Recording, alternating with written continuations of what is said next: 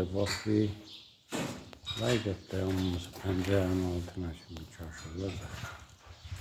Nasıl? Bu işler çok duyup aldı. Bu işler çok duyup aldı.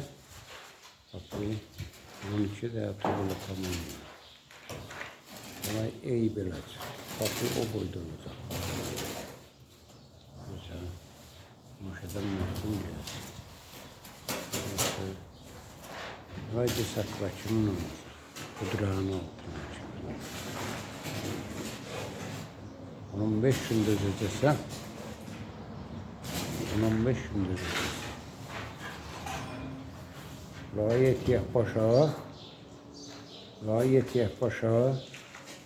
Çeşitliğini eləyim, çapım verməyəcəm ha. Təhti vaylanç.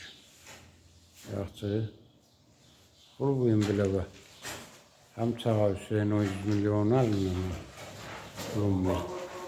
Yaxşı. Süleymaniye'de zanlı var. Yaxşı. Hem sənin öz pulu yollayım. Hem de yollayım. Hüseyin o. Saçın zadın yeybeyle.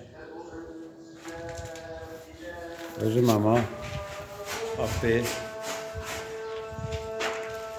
Ayyadım da diyorsun. Ağzı olma. Yaxşı. Var dediğim. Onun 5'üne. Uyan pulunu alım yollayayım sana da.